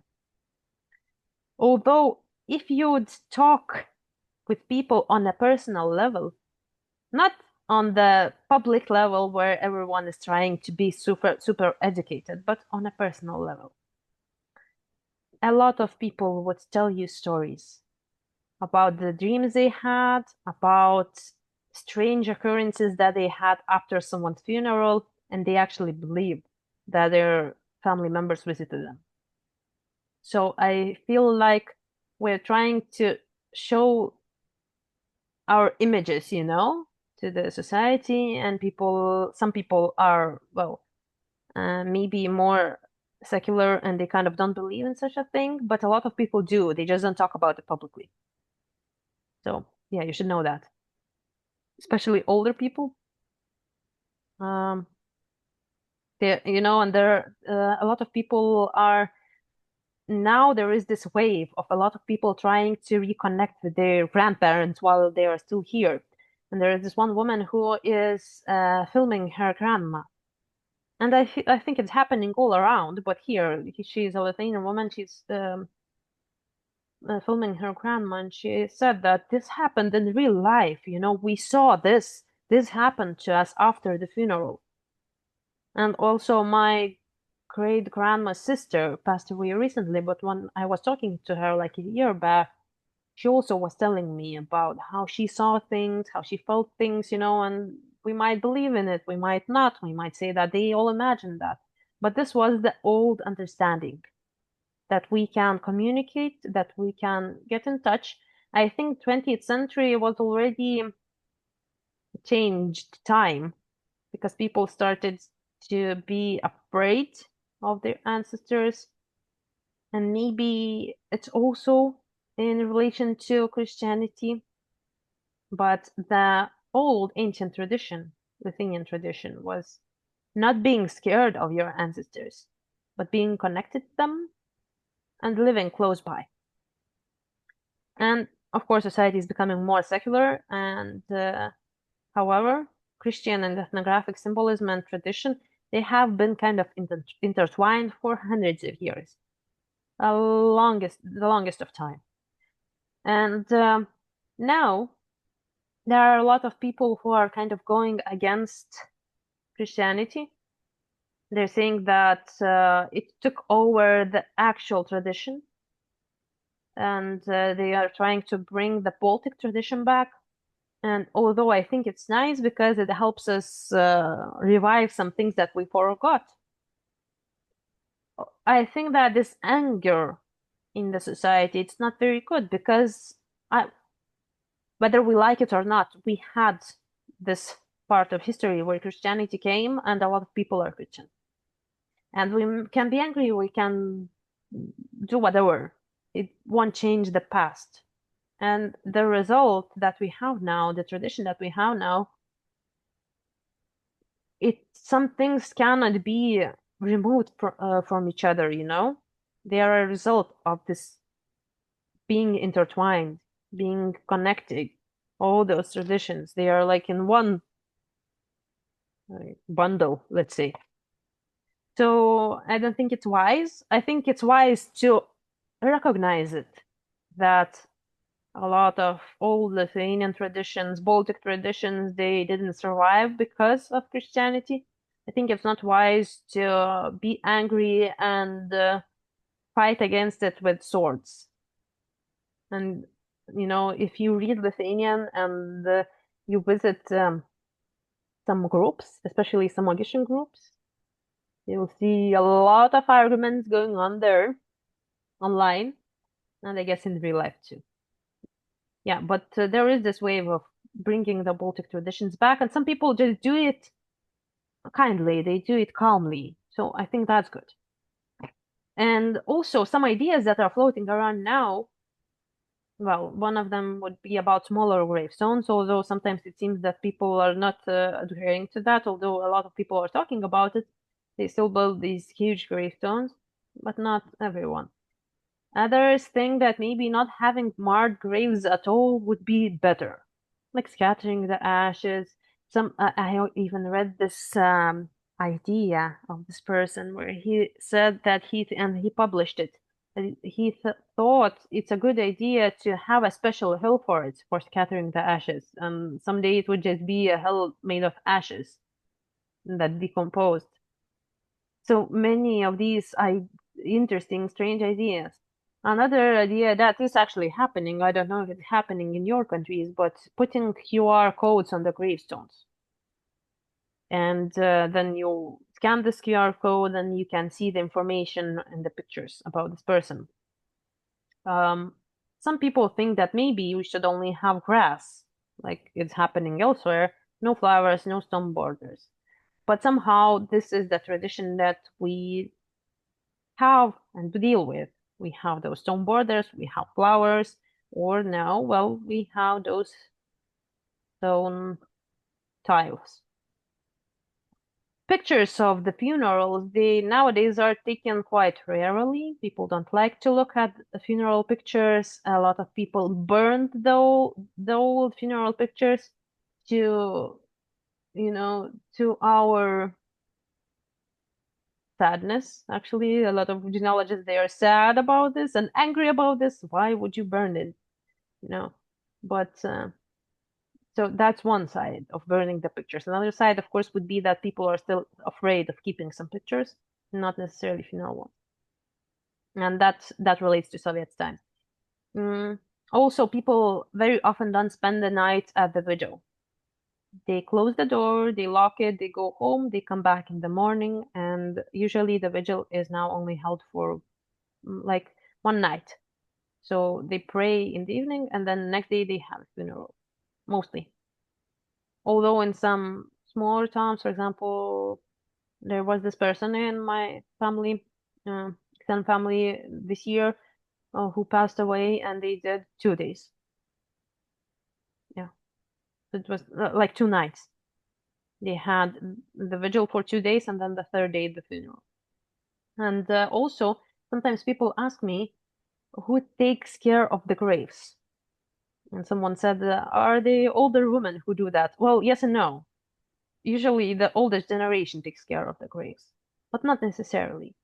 For example, as long as I remember, I was helping my grandma when I was a kid, and it's just different in every family, different situations. Usually the closest family members, sometimes even strangers. And now, if we keep talking about these modern traditions and modern, well, I cannot say tradition, it should be modern tendencies. One of them is fear of death, as I have mentioned, and people kind of don't want to see it. They kind of like to skip it. They don't like to go to the funerals. They don't like to go to the vigils. Well, of course, some people might be scared of death. There are people like that. But otherwise, people are just like, no, I don't want to see it. I will not bring my children. I will not bring my children to the cemeteries. And that's making it worse because we kind of don't see the full circle of life, especially young people. and they start to lose it. They're starting to lose it, and they are not understanding the meaning of death, the meaning of showing respect, the meaning of getting to know your ancestors, you know. And there are children who don't even know their grandparents' names because no one told them. So I think it's not very good. Now, if we talk about Halloween, some of you have heard my video. I was trying to explain it, and I will try now in a quick way. So basically, you might hear quite a lot of people in Lithuania being against it. And also you might see a lot of people celebrating it. And the reason why people are against it, because it kind of contradicts this whole thing that I was just talking about. This old tradition of connecting with your ancestors, this time of not seriousness, but this deep connection and the period of respect. Maybe that's the best word to use. And people think that it's too different and that it kind of disrespects the old tradition, and very often it is starting to destroy the old tradition. Because the form of celebration or commemorating these November 1st and 2nd, they are very different. And the form in which Halloween came to Lithuania is very scary to a lot of people, and all those that they are having these horror parks in public places, and there is like, and they depict, well, Halloween is supposed to be scary, right? And they have these all these horrific images, and they are really, really bad, and some people like it, I understand, and some people like horror movies. I don't personally. But this form, it is really like in a harsh form. Some people, just do it like an autumn thing. You have pumpkins, etc. And we used to have these autumn celebrations in schools since our childhood. It was fine. But now the form that came to Lithuania, and the parties, for example, that they allow to have children in schools, they're super scary, and the children have nightmares. I mean, like this. But still, for children, it looks like it's something you should do. It's fun and it's fashionable. And then people are fighting against it. But then we are kind of losing our children in it, because they don't think that All Souls Day is so important. And these modern families, younger parents, I don't want to offend anyone, but no, but that's what they are doing. They are not bringing their children to the cemetery, but they are letting their children to participate in all these bloody parties. And by bloody, I mean, that they have all those. Yeah, and I might sound naive. I understand that. But that's like the Lithuanian understanding. And sometimes we argue with each other, And some people post about why Halloween is not suitable for our culture, including myself. And other people are arguing them. They're like, okay, this is not good. This goes against everything that we believe. And the thing is that Halloween, the origins are Celtic. And it is thought that Celts would use masks to scare away some angry souls. And although some people just say, that, and some researchers say that Celtic tradition was to scare away the souls, and Baltic tradition is to connect with them and live together with them. I think that maybe we lost some of that understanding, and maybe in the old traditions it was similar, that they wanted to connect, and maybe they considered some of the entities angry and they wanted to scare those off, because this was always the time in all the old traditions of the whale becoming really thin. That's why we can connect with ancestors now, because it was believed that the whale is really thin now. October, the beginning of November, even until Christmas Eve. And Christmas Eve actually has a lot of these rituals that connect us with the ancestors, including this eating, etc. And when this old Celtic tradition came to United States, it came through it came through the Irish and Scottish immigrants. And I have read about it. I'm not sure how exact that is, but that's the only explanation I could find, that they wanted to scare off the locals. So they brought it in this form that was made bigger than it was, and people just thought it was fun, and it was just, it took over. And some people are arguing that when I say that Halloween came to Lithuania from United States, they say no, it came from Ireland. No, it didn't. It came from the popular culture, but Lithuanians, for some reason, took this horror thing and this scary thing for Halloween. And then, they have all these crazy parties, and then on the next morning, they need to go to the cemetery and respect their ancestors. So that was quite a long explanation, but basically that's the idea. And it wouldn't be so bad maybe if there was like a time period between those days.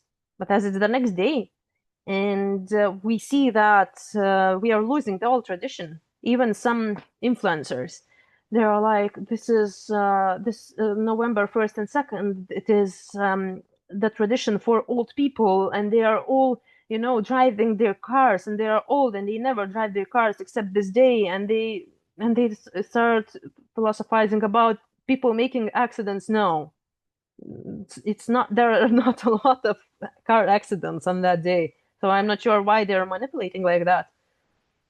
There are always some accidents, but it's not related to this, and that it's crazy and no one should go to these cemeteries. And young people hear this, and then they hear about how Halloween is cool, and we are losing everything that we still have, although we don't have a lot, as you can see from what we talked about today. So that is the reason why you might see some opinions against. I know that some people celebrate it, and some people who are here, they celebrate it, and some people don't, and they believe in Christian values, etc. And I mean, everything is fine.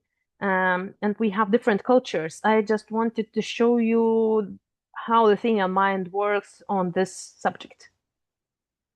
So I don't know if it was interesting or useful. You can let me know. And before we go to your questions, I just wanted to remind you, or maybe let you know, that next weekend, 19th of October, we're starting second level course, Lithuanian Genealogy and Culture 2. So mostly it's for people who finish the first course, but not only. If you have some knowledge of Lithuanian culture, then, just some of Lithuanian things, it should be fine. And you should be able to kind of, catch up on what we're talking about. I'll send all the materials after each lecture. You can see the schedule here. So the topics include historical topics, topics about Lithuanian nobility, birth, wedding, and death traditions, and how they are reflected in the church records, something about the Baltic tribes and the history of the language, immigration, some people who left a mark in the history, and the last session is going to be just before December about Lithuanian mythology and folklore, just before Advent. So we'll talk about Advent and the traditions of it. So if you'd like to join, you're welcome to, and it should be an interesting time, and all the sessions will be recorded in case you cannot join live, as always. Yeah. And now it is the time for questions. So I will stop sharing my screen. I'll put away my water, and I'll put the link to this course that I talked about. And then I'm reading your questions. So if you have any, now is the time to put them here, or then you can announce them, Let's see. When did printed obituary start? I don't know when it started, probably with the local press. But now they are not very common. Maybe you can have some printed obituaries in the local newspapers when it is a person who was maybe a well-known teacher or just a public figure, but not just for everyone. That's like that. The belief of ancestors visiting might have changed now that we have photos and recordings of our ancestors. Yeah, I mean, earlier people kind of didn't have any other way to connect with their loved ones. Now we have those. Actually, there is this one woman who is doing something similar that I do, but a little bit different activity. She is talking about the same things, but she's doing family movies about extended families, the history, or about the life of a person, of a grandparent. And she recorded this video saying that her grandma is very sick, and she would always try to postpone filming her, and now she cannot film her anymore, and she is kind of, well, she's sad about it. And someone said, we never had any of those things. These people are not like TV stars, so they don't need this. You need, and we always have these memories in our hearts. So that's true on one sense, that people had these memories in their hearts. But, well, on the other hand, now we have this opportunity to pass these things down to future generations, and now, for example, if we do well, our children will be able to hear the voices of their, for example, great grandparents, although they are not there anymore. I mean, all my grandparents are passed away already, but I have some recordings, one grandma and another grandpa. So I feel that's important too. What are the most visited cemeteries and gravesites of famous people in Lithuania? Um, well, as always, there are graves of presidents, maybe of some composers, writers. There is this block in one of the cemeteries dedicated to famous people in Vilnius. So presidents are buried there. So probably that. But usually, well, people visit, again, Vilnius. We're talking about Vilnius, Rasos Cemetery, because it's historical. But I don't know if we have this tradition of visiting graves of famous people. Maybe, people who lived locally and felt more connected. But I don't know. I don't think that we focus on that. We kind of focus more on visiting our relatives.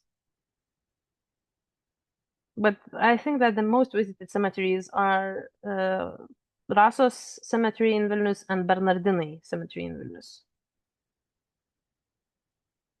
I will write them down. And one reason is because they have these blue flowers blooming in spring, and people go there to look at it.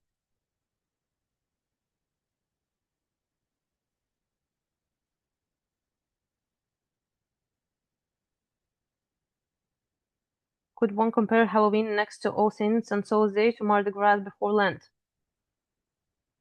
You see, Mardi Gras or Shrove Tuesday, it has a different connotation.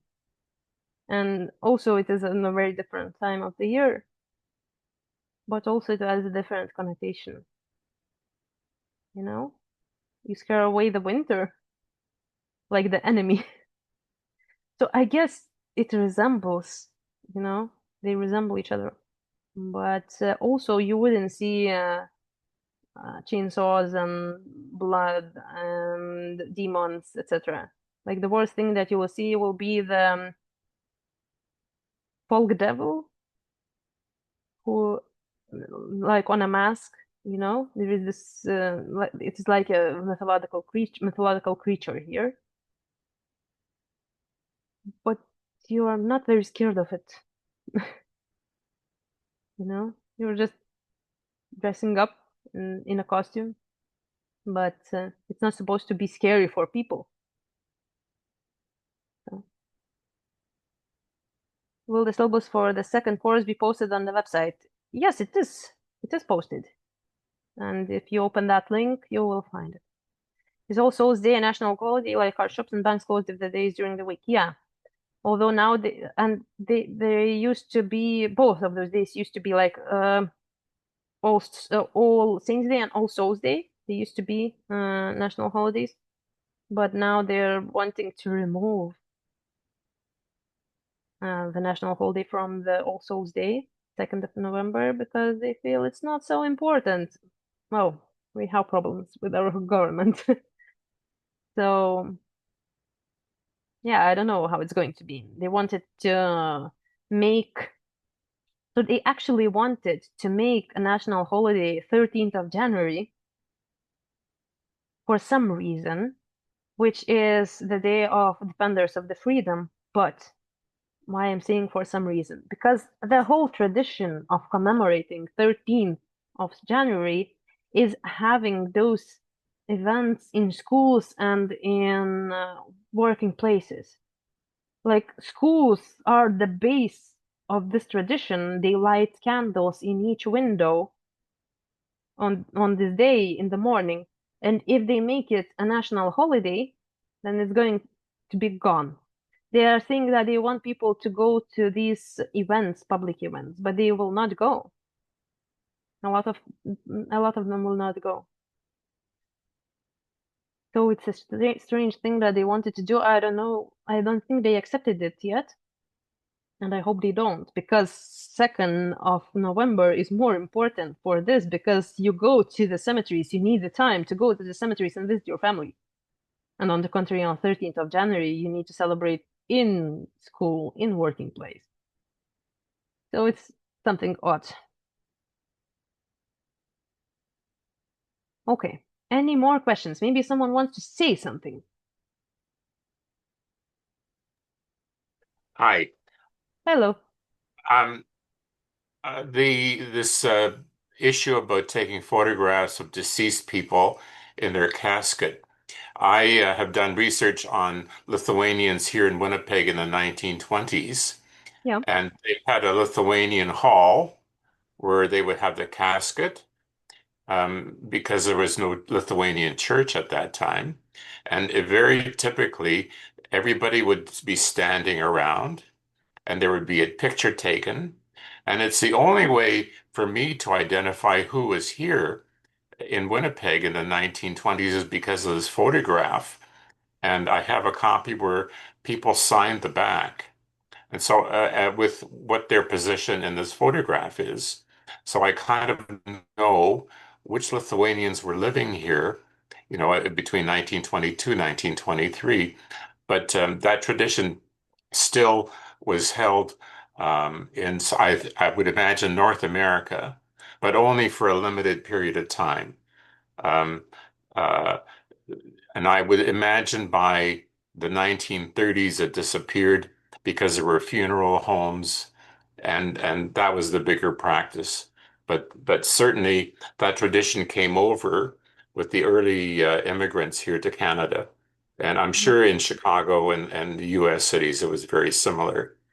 So, and I think this is a great presentation. I've done some work on the difference between Užgavėnės, which is the period before Easter when people wore masks. But again, it was not to frighten people. As you say, it was to frighten winter away. And uh, I think in Lithuania there wasn't this fear of your of ancestors as there is of our dead people. I think it's a maybe Anglo-Celtic tradition that came over here to Canada, where people didn't go to cemeteries. Like you buried your family member and that was it. Yeah. In Canada now, on Mother's Day, Father's Day, cemeteries are full, but it's usually the other ethnic groups, like the Europeans that came over, the Filipinos, like the other kind of religious people that came to Canada. The British, for example, I think stayed away. They put you in the ground and that was it. You stayed there. But it's changing slightly. And so, like Mother's Day, as the snow melts where I live, people come out and place flowers on um, some tombstones, but there's also just plaques on the ground. But they put flowers in Father's Day as well to commemorate the male. And so these traditions are slowly picking up, but it kind of depends on what your ethnic background is. Yeah. Thank you for sharing that. Um, First thing that I wanted to say, yeah, I think that around 20s and 30s they still had the tradition of taking pictures of the funerals abroad because they would send those pictures to their family members here to Lithuania still.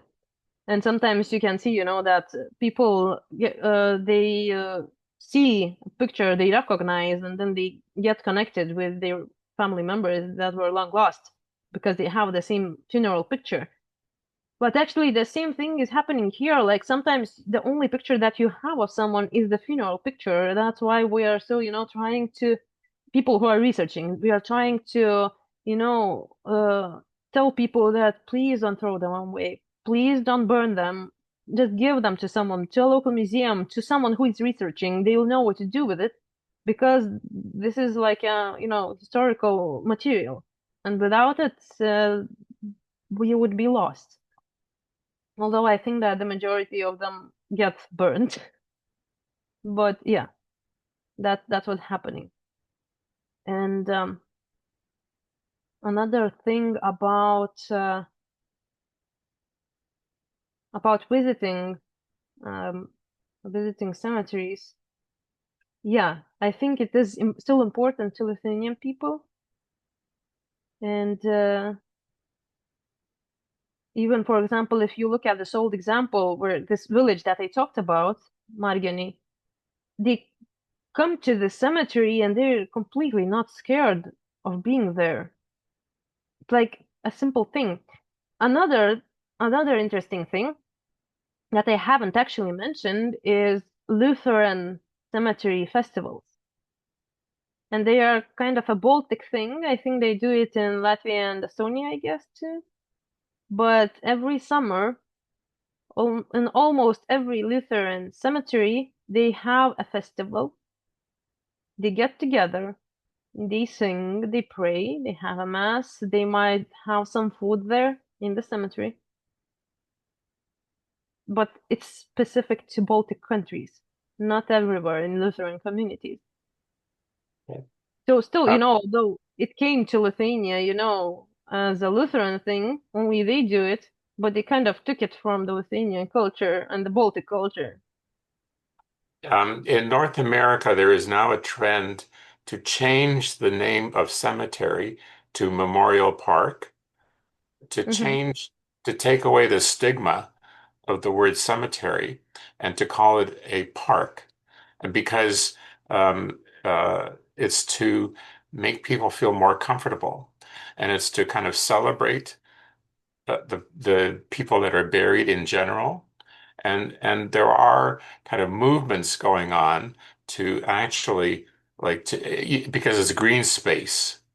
And in larger cities, it's the only kind of facility that has, grass in a specific area where everything is getting built up.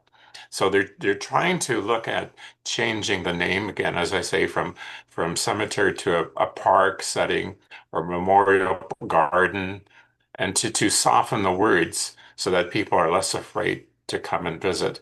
And they have kind of events in um, in these facilities to get people to come back and just to celebrate, the past and to celebrate ancestors in general. So there is a slight change. I don't know how strong it's catching on, but Yeah. certainly to take away the fear of the word cemetery and to make it more of an acceptable place to go and visit and to spend time.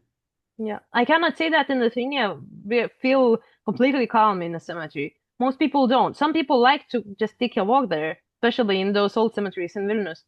But otherwise, we have these superstitions that you, for example, shouldn't take a flower home from the cemetery or anything that dropped, that you dropped or accidentally dropped. You shouldn't take it back home because it's bad luck. Although if you drop your phone, of course you take back your phone. I mean, but there are these superstitions, and people are kind of. But I think they that was different back then, when people still had this stronger connection, and now we are Yeah, but scared. but well, like I was in Lithuania maybe 15 years ago, and the first thing my relatives did was take me to the cemetery where my grandparents are. And I mean, I'm going to Lithuania next spring, and I'm looking forward to going to my mother's family's cemetery, um, to just to be there. And I always thought it was wonderful how Lithuanians kind of yeah, weren't afraid to go and celebrated it. I mean, uh, I know that during the 1950s and 60s, the families would go almost weekly, or somebody would go to tend the flowers. Um, as long as they live close to the cemetery, it's becoming much more difficult as people became urbanized to go back to the village where, the great grandparents would be buried, Yeah. and to look after it. And I think sadly that's the case in North America as well.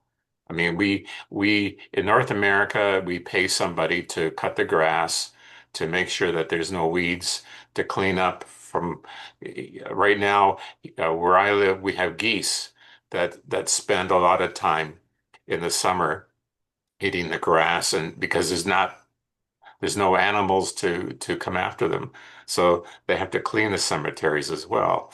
But to me, the Lithuanian attitude is so different, like in not being afraid of your ancestors or spirits or whatever. It's here in North America that there's some kind of bad feeling about it. So anyway, I I mean, think great presentation. thank you, guys. I mean, mostly people are taking this bad influence and they are not wanting to visit the cemeteries.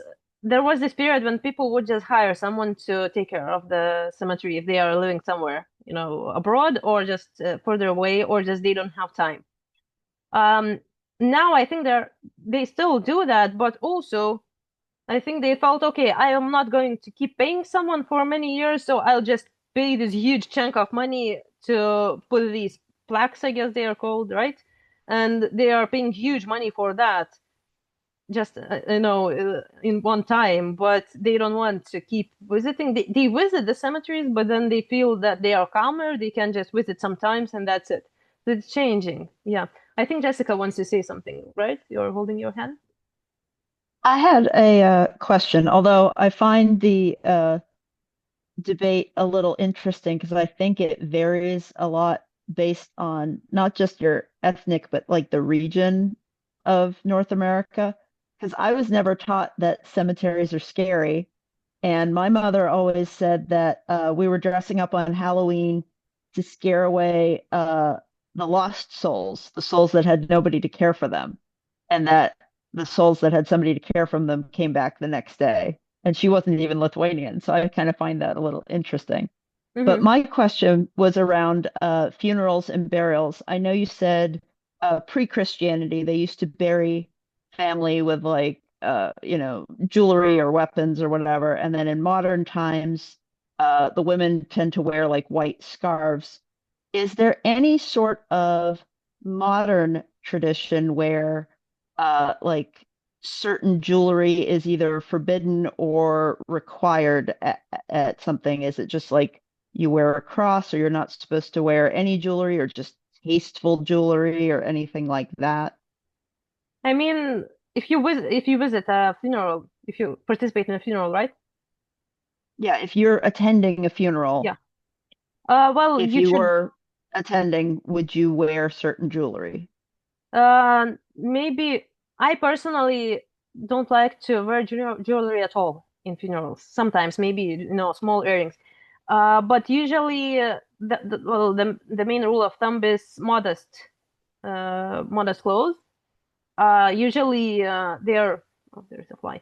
Usually they are black, or if you don't have anything black, maybe darker colors, or maybe just no very bright colors. Although people kind of don't pay much attention to that if you are wearing modest clothing. Uh, so no short skirts, etc. Something things like that. Um, yeah, I guess that's the main thing, and there is no like specific things. Um, I know some cultures you're like supposed to wear a certain metal or a certain kind mm-mm. of stone in your jewelry, or you're not supposed to wear anything. So I was just curious if it was just modest or if there was something specific. I mean, for men, there is this thing of not wearing a hat or any sort of headwear in churches. And of course, if there's funeral going on, you are in the cemetery, you shouldn't wear a hat. They should be without any headwear, men. Yeah. As for Orthodox people, you should always wear a scarf if you are a woman in the church. This is something like on the contrary, you are not. It's not obligatory to wear a scarf for women, although they can, but men should remove their headwear.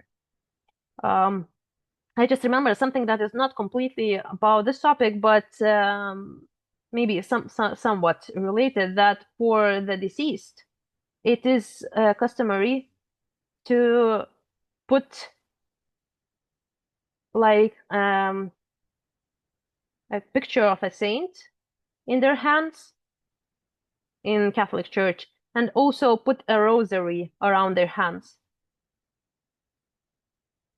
So yeah, they put rosaries and they put pictures of saints. In Orthodox Church, it's completely different. They have these specific blankets that they need to put, and I think it's customary also to put a hat in the casket for an Orthodox man. Different, but Orthodox people do that.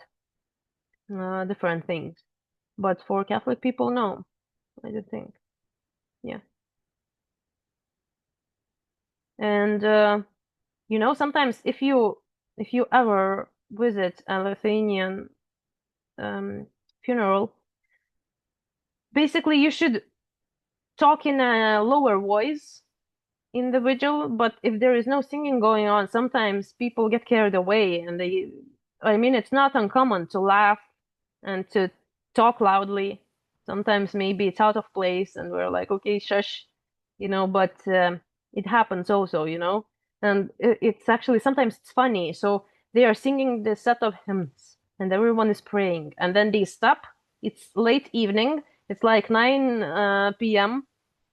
and everyone just stands and it's still, the body of the disease is still there. Everything is going on. The funeral is tomorrow. Everyone just stands up and they start talking really loudly, and everyone starts, inviting you to go have some tea because there is always like a separate room in the funeral home where you go and have some tea and talk with your extended family.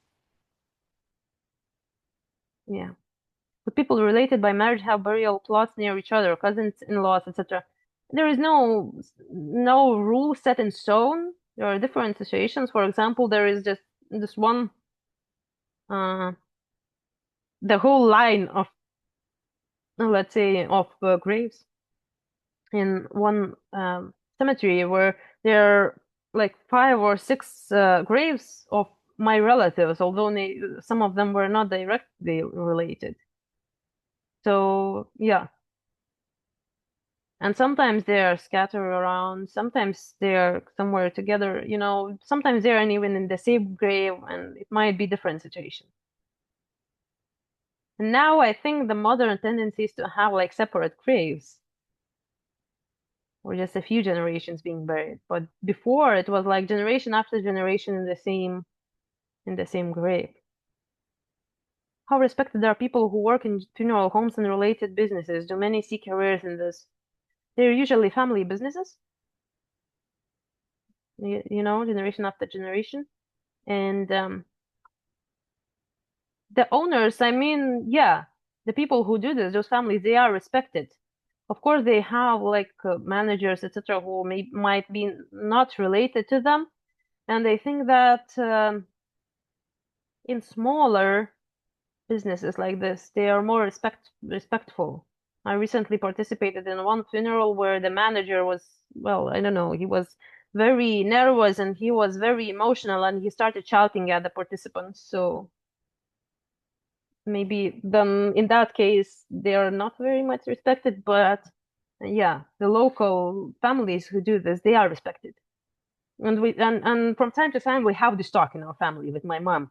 We are like, yeah, it's a difficult job, and who would want to do this? How it is nice that they are doing this, that they chose to do this because they make it easier for other people. So from time to time we have this talk because we have respect for them.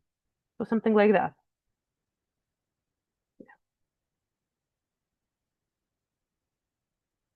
Any more thoughts, ideas, questions?